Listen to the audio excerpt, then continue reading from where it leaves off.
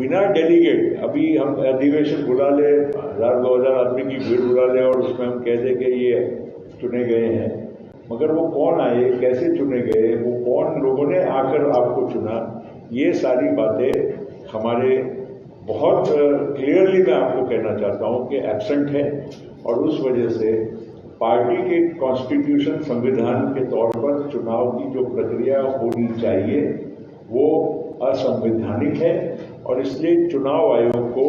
Party कौन है, और इसमें ये इसको कहने का पीछे एक और बैकग्राउंड भी मैं आपको ये कहना चाहता हूं, क्योंकि बहुत सारे सुप्रीम कोर्ट के जजमेंट हो चुके हैं। हमारे ही पार्टी एनसीपी में पीए संगमा वर्सेस शरद पवार का भी एक पिटीशन था 2003 में, और वो योगायोग से मैं ही उस पूरे पिटीशन को उस समय पर चुनाव आयोग के समक्ष हैंडल करता था। और उस वक्त भी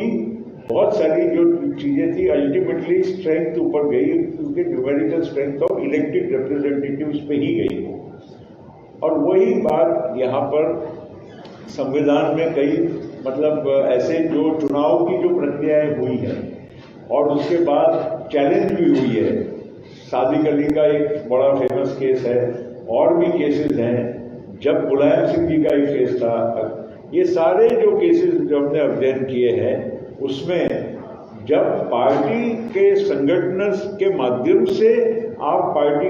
किसकी है ये फैसला जब नहीं कर पाते हैं, तो इलेक्टेड रिप्रेजेंटेटिव्स के माध्यम से ही ये फैसला होता है। और मैं आप लोगों को इसलिए ये कहना चाहता हूँ जरा स्पष्टीकरण से, क्योंकि हमारे महाराष्ट्र में बहुत सारा कंफ्यूजन आप लोगों को भी है,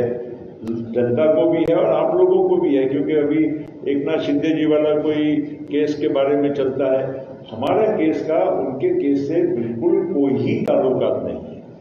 हमारी प्रक्रिया बहुत अलग तरीके से जो हमने ये पूरी अपनाई है, और जिस माध्यम से हमारी पार्टी में जो ये स्प्लिट हुआ है,